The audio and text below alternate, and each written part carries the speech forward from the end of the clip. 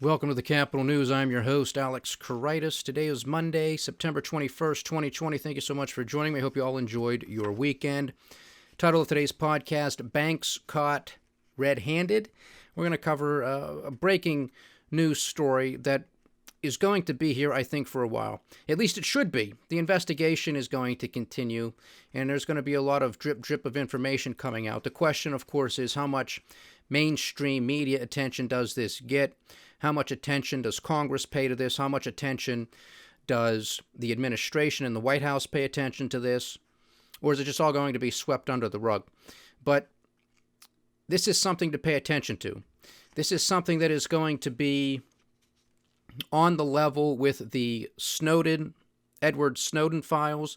This is something that's going to be on the level with many Wikileaks releases over the years, and this is something that's going to be on the level of, if you recall, the Panama Papers that were exposed and released a handful of years ago. That was basically about how the rich and famous, the wealthy, the politically connected, and of course politicians themselves and their friends and families, how they protect their wealth and their income from taxation and how it's hidden up in a whole bunch of different bank accounts and different entities and shell companies and all that stuff. So this is investigative journalism. That's what the news is supposed to be about. So we're going to talk about this. We're going to go in and read an article out of BuzzFeed. I don't know if we're going to get through the entirety of this first article. This is probably going to be a theme as we continue to track and monitor this investigation, because the sums of money that we're talking about, and this really has to do a lot with money laundering, is potentially a couple $1 trillion, okay? That number in and of itself is staggering. Now, this is over the course of a couple decades, but nonetheless, $2 trillion is a staggering figure. But what you have to understand, ladies and gentlemen, is how the banking system operates. This is a fractional reserve banking system. So leverage is built into the system by design. Now, not to get overly complicated or anything, so let's just keep it simple. Now, of course, there are different types of reserve requirements and different capital ratios and all that jazz, but let's just keep it simple that there is a reserve requirement for U.S. banks, as established by the Federal Reserve, of 10%. That means that for all of their loans outstanding, there has to be 10% in cash in their vaults. At any given time, there has to be 10%. Okay, that's the reserve requirement in physical cash. And that's, of course, in case anybody wants to come and collect their money. Those deposits are the bank's liabilities. So if you want to go collect your money, the bank has to have at least 10% of all outstanding loans, just off the off chance you want to come in and actually get some cash. Okay? Now, let's say, for the sake of example, we'll keep the number simple. There's $1 million in physical cash that depositors have brought to the bank. All right? Now, off that base money of $1 million, the bank can turn around and on top of that, loan out $10 million worth of loans off of that $1 million, because they have $1 million in cash in the vault. That, therefore, meets the requirements, satisfies the requirements of the reserve requirement of 10%. 1 million of 10 million outstanding. Now, where's that 9 million? It's made up. It does not exist.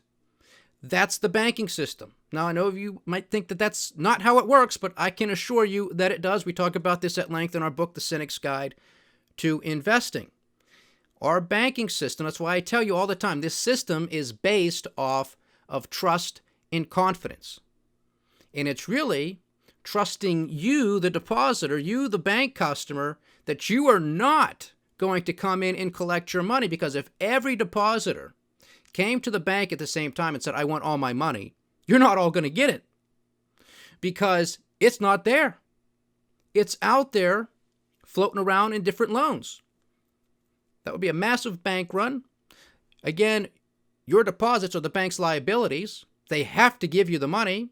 So there would be huge loan calls, calling up all the businesses, everybody saying, we need that money. So you're going to have to do what you got to do, raise the capital, sell the equipment that you just bought, whatever. We need that money. It's all a Ponzi scheme. This is an inverted pyramid, okay? That's how fragile the system is. So the reason I'm bringing this up is because while that $2 trillion is a staggering figure in and of itself, even if it's over the course of a couple decades, well, multiply that by 10.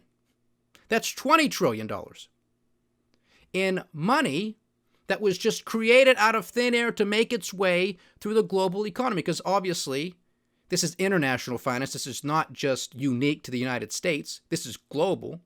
Okay, so how much is $20 trillion? Oh, only the size of the largest economy in the world, the United States of America. Okay, so these numbers are staggering. And we'll get into it. Even if the $2 trillion should happen to be bloated, you still understand what I'm saying. And this is what I've said many times before on this podcast for those of you who have been with me. Imagine for a second all of the illegal and illicit money that makes its way into the financial system. Imagine if that was all gone, if that all dried up tomorrow, what would happen to the global financial system? It would dry up. It would collapse. It would implode. It would be it. And this is just a prime example of that unfortunate reality. So all of the pain and suffering that's going on, all of the misery that's going on in the world, it's all financed some form or another, or somebody's profiting off of it. All the junkies shooting garbage into their arms, that money is making its way into the banking system. And, a lot of people with some nice smiles and sharp suits and fancy degrees on the wall, they're the ones that perpetuate this system. And I'm sure the government is well aware, and we'll talk about that as well. First, however, to market performance, a continuation with the sell-off, broad sell-off across the board on the major indexes. However, the NASDAQ, as well as the others, but particularly the NASDAQ, was able to stage a late-day rally, but still closing in the red. The dollar index, huge rally today, trading at 93.535. That was a huge gain with the dollar index, and of course, major weakness in a lot of those cross-currency pairs against the U.S. dollar. No surprise. On the index front, we have the overnight futures trading. We have the Dow Jones Industrial Average relatively flat. The S&P 500 is up about 0.15%. Same with the NASDAQ 100 at the time of this podcast. The Japanese markets are closed due to a public holiday. Across the pond in Europe, we have a sea of red, anywhere from 3 to almost 4.5% decline on the German exchange. Australian cash trade is also trading in the red, down 0.6% at the time of the podcast. On the commodity front, we saw a big sell-off last week, a little bit of a rebound right now. We have WTI trading at $39.52. Brent is at $41.62 a barrel. Natural gas, I didn't mention this last week, but natural gas got hammered. And we saw a continuation of that again today. Natural gas is at $1.87. This was well north of $2 last week. So the amount of volatility that we are experiencing, again, ladies and gentlemen, is informing me that something is and has been broken in the markets. When you see these types of huge drop-offs, something is not right. Even with the price of lumber that was just skyrocketing to the moon. Sold off on one day alone last week, 33%, and I forgot to mention that, as big news that was too. 33% in one day. Okay? Now, could you imagine if that should happen with the stock market, a decline of 33% in one day? Can you imagine a third of your portfolio, at least obviously of stocks, just basically wiped out in a day? How much time are you going to have to respond? None. You're not going to have any. That's how fragile these markets are. I hope you understand this. Gold and silver got pummeled today, especially silver. Gold is trading at $1,911 an ounce. Last week it was range-bound in between $19.40 and $19.50. Now it's again $19.11 an ounce. Silver lost almost 8% today. I think at its lows it was closer to 10, but down 8% for the day just about. Silver spot is now at $24.67. So that's something to pay attention to as well. Uncle Sam's 10-year junk note, however, is still tightly range-bound, yielding 0.67%. So the Federal Reserve evidently is doing a wonderful job of keeping the volatility to nothing when it comes to the bond market. And again, this gives me concern because with the volatility models that I have and monitor, this is very reminiscent of a calm before the storm. And when you want to talk about a frightening situation when it comes to volatility, I mean, we can talk about the VIX, the volatility index, with respect to the stock market. The stock market is small potatoes compared to the size of the bond market. So if there starts to come an unraveling of the bond market, that's game, set, match. So that's something that we're going to continue to monitor very closely because we have to, and that's what the Federal Reserve and other central banks are monitoring as well, their respective bond markets, because they've created a Frankenstein. It's gone. You know, Pandora is out of the box, whatever cliche you want to use, and they are doing their best to control it and contain it, but they're not going to be able to. This is just a con job. It's smoke and mirrors. They are just going to come out with comment after comment, trying to project confidence. That's why this is a con job. This week, we're supposed to hear from several Federal Reserve presidents. We're supposed to hear from Jay Powell, the chairman of the Federal Reserve, in addition, and with Treasury Secretary Steven Mnuchin. So, surprise, surprise, major sell-off on the markets, and we get these idiots coming out to tell us how smart they are and how they're in control of everything. Wonderful. Now, of course, the news over the weekend was a continuation, more or less, of the politics that are surrounding the vacant Supreme Court seat now with the passing of Justice Ruth Bader Ginsburg last Friday. The late justice is supposed to lie in state in the Capitol Rotunda. I believe this would be the first woman to do so in history, so again, making history. Again, the politics are going to get nasty. The hypocrisy exists, but it matters not. I mean, that's par for the course. You know, whatever side of the coin you come down on, whether you think Trump should appoint and the Senate should advise and consent and confirm, or whether you think we should wait for the election to take place, it really doesn't matter, unfortunately, because the president is going to appoint somebody. I think he's making the right decision as far as waiting till the end of the week, perhaps Friday or Saturday, to make that announcement, sort of give the country and the justice's family time to mourn and respect her loss and celebrate her life. So I am in agreement with that. And constitutionally speaking, the president has the authority to do it. So this just comes down to your taste for politics.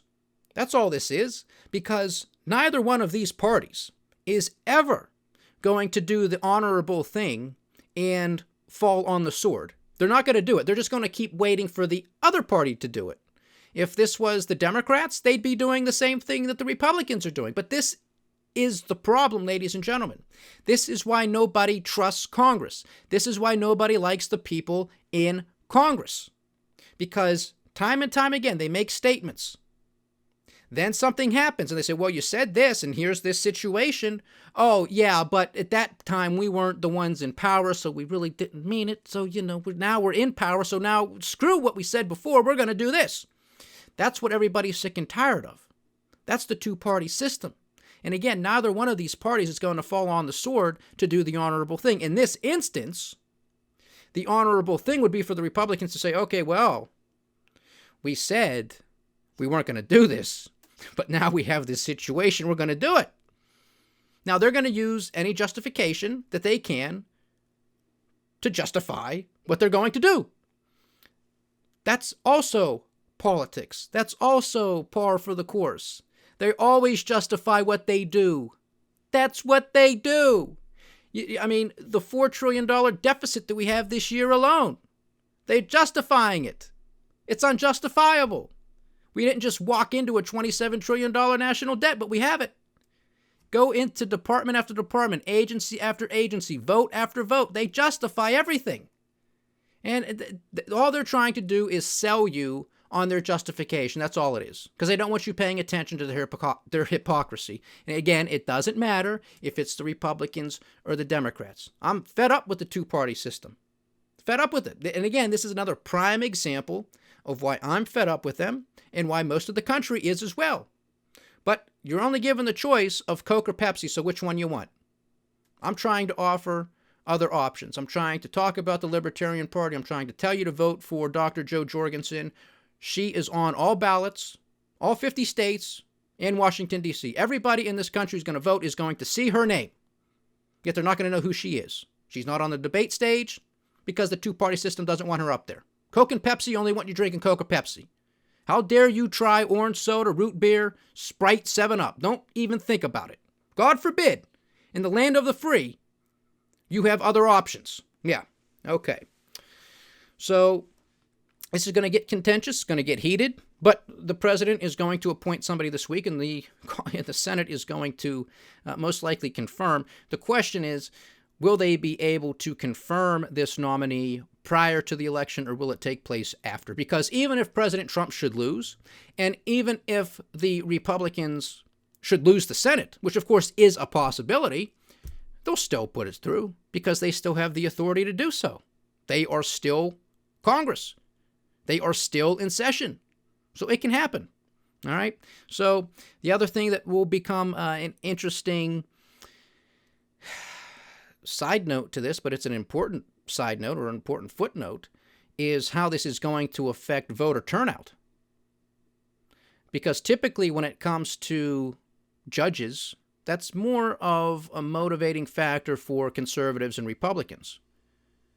But given the response already to the passing of Justice Ruth Bader Ginsburg, you're already starting to see a groundswell of liberals and Democrats starting to make this a bigger issue within the Democratic Party. So this is going to be very, very interesting. I've been playing around a little bit with the Electoral College, again, reserving that analysis and that podcast, and I'm probably going to do a presentation on that as well so you can see it visually. But my goodness, I mean, you want to talk about 2020 being a roller coaster ride. With the possibilities with the Electoral College are quite crazy as well. But we'll have that conversation, well, pretty much next week, because we're going to have that debate, the first debate between Tweedledee and Tweedledum next week. So we'll keep you posted on that.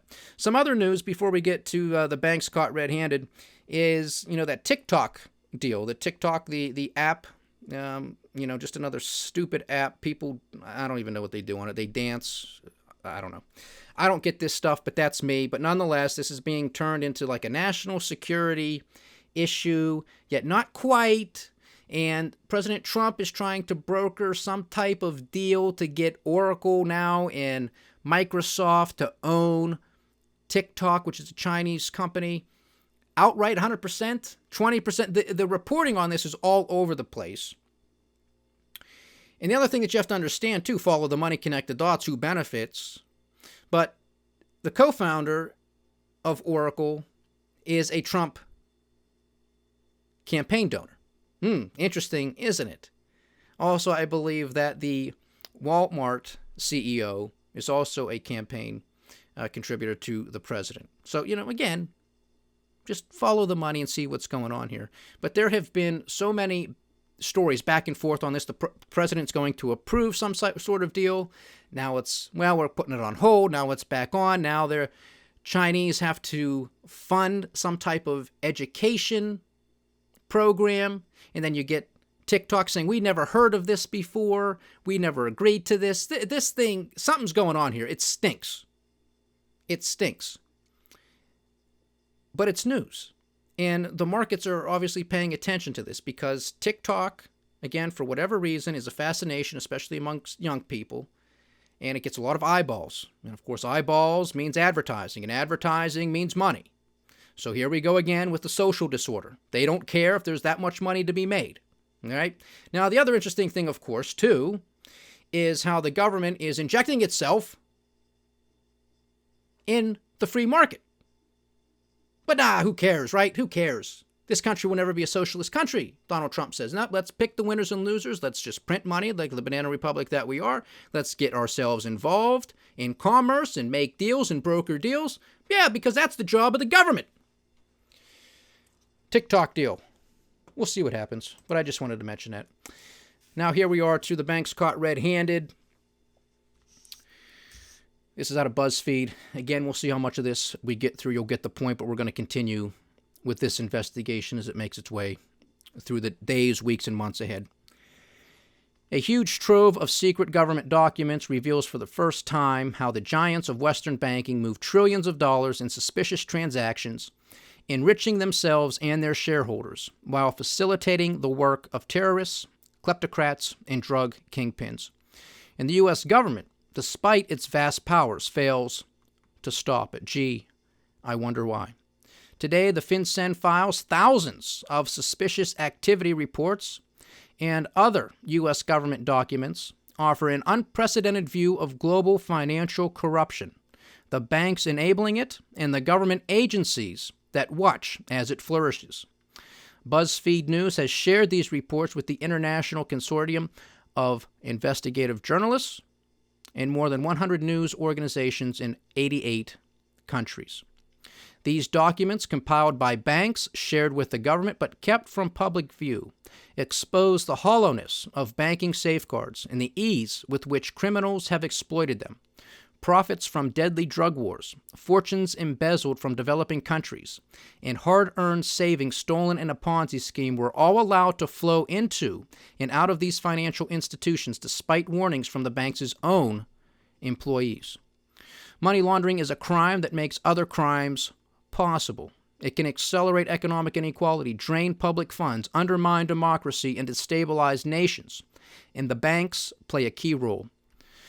Quote, some of these people in those crisp white shirts, in their sharp suits, are feeding off the tragedy of people dying all over the world, end quote, said Martin Woods, a former suspicious transaction investigator for Wachovia. Laws that were meant to stop financial crime have instead allowed it to flourish. So long as a bank files a notice that it may be facilitating criminal activity, it all but immunizes itself and its executives from criminal prosecution. The suspicious activity alert effectively gives them a free pass to keep moving the money and collecting the fees. Now that's interesting, right? Because as we talk at length in our book, The Cynic's Guide to Investing, because we talk about criminal activity taking place within the banks or by the banks, is the fact that if and when they are caught, how many bank executives and board members are ever prosecuted or held criminally liable? Basically none.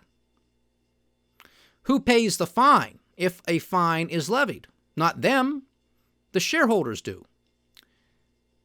So to understand this, the banks make millions and millions of dollars off of their activities, perhaps billions of dollars, and then if they're caught, nobody goes to jail, and they pay a fine that's in the millions of dollars, not even coming close to what they generated, not even close to the multi-millions, not even close to the multi-billions in which they, quote-unquote, earned. So in that instance, crime pays, by definition. So this is just simply a continuation of this. The Financial Crimes Enforcement Network, or FinCEN, is the agency within the Treasury Department charged with combating money laundering, terrorist financing, and other financial crimes. It collects millions of these suspicious activity reports known as SARs. It makes them available to U.S. law enforcement agencies and other nations' financial intelligence operations. It even compiles a report called, quote, Kleptocracy Weekly, that summarizes the dealings of foreign leaders such as Russian President Vladimir Putin. What it does not do is force the banks to shut the money laundering down. In the rare instances when the U.S. government does crack down on banks, it often relies on sweetheart deals called deferred prosecution agreements, which include fines but no high-level arrests. The Trump administration has made it even harder to hold executives personally accountable under guidance by former Deputy Attorney General Rod Rosenstein that warned government agencies against piling on. But the FinCEN files investigation shows that even after they were prosecuted or fined for financial misconduct, banks such as J.P. Morgan Chase, HSBC, Standard Chartered, Deutsche Bank, and Bank of New York Mellon continue to move money for suspected criminals. You know, just the largest banks in the world.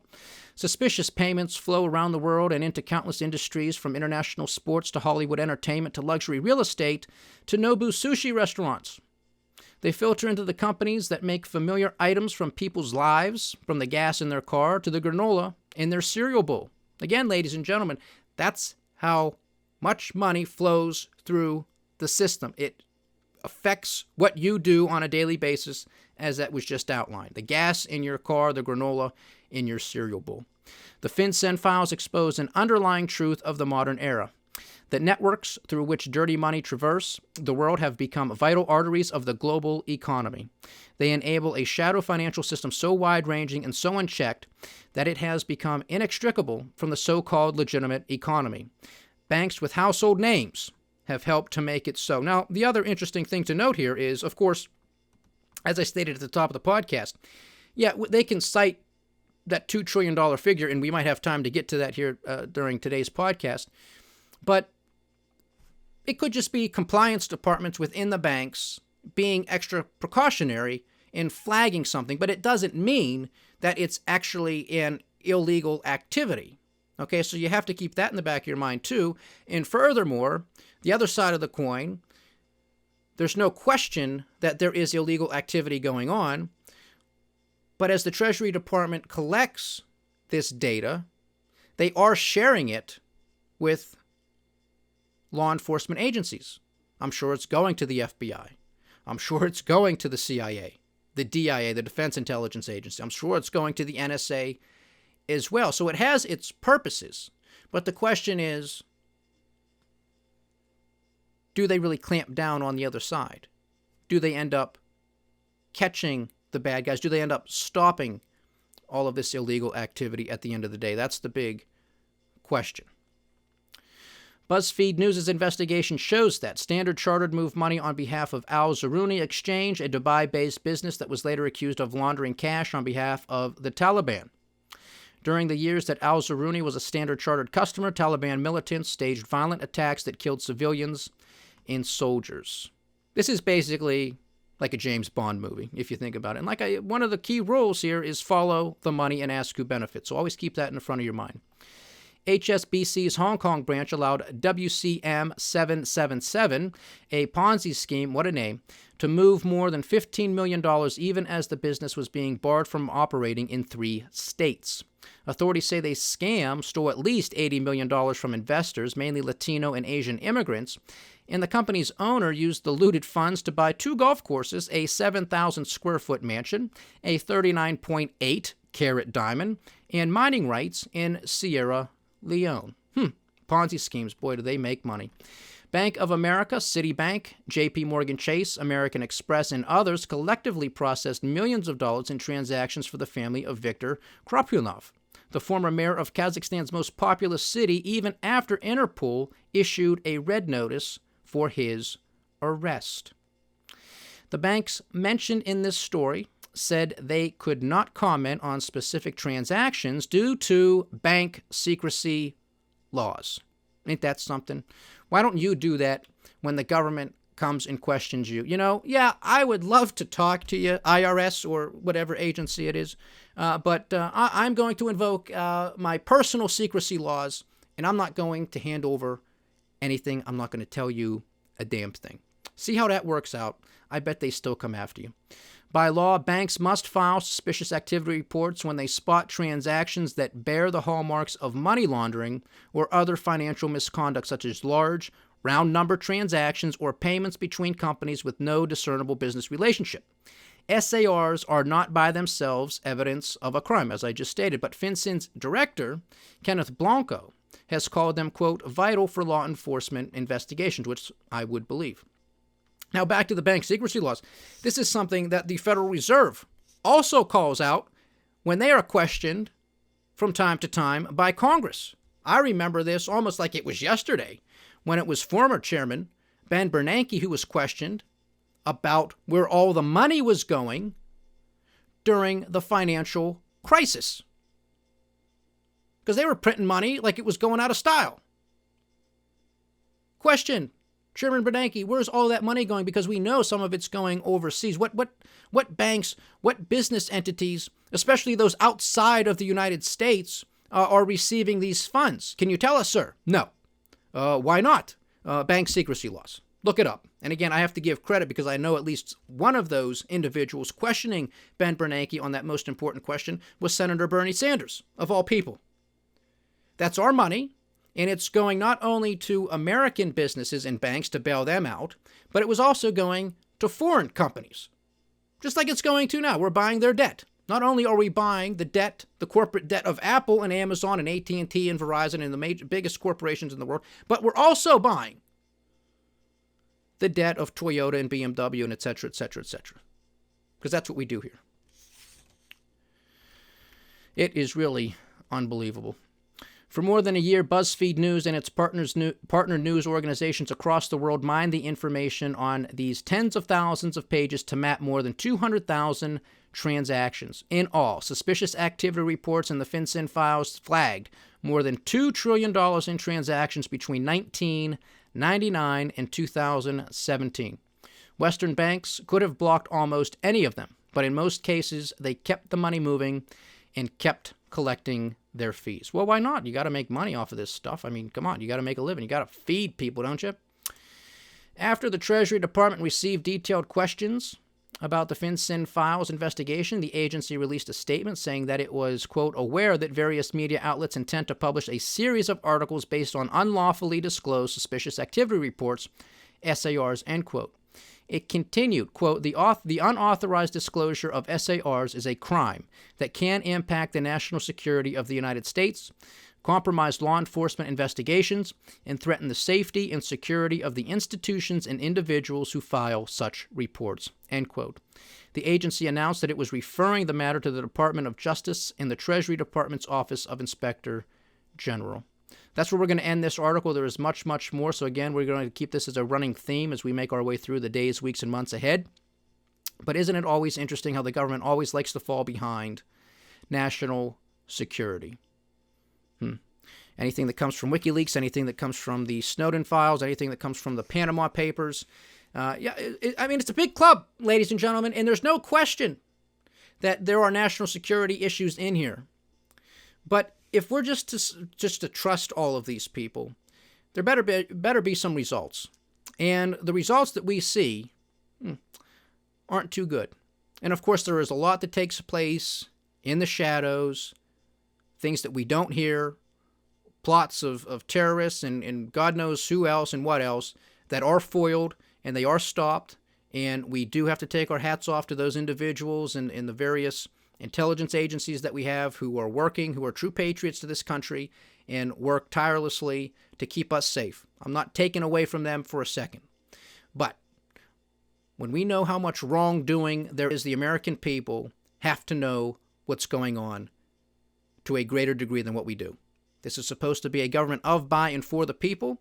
And if we don't have the information, then we're not going to make good decisions when it comes to the officials that we're electing. And my goodness, haven't we proven that time and time again? Thank you so much for joining me. Please stay diversified, stay vigilant, and stay with the Capital News. I am Alex Koritis. Godspeed.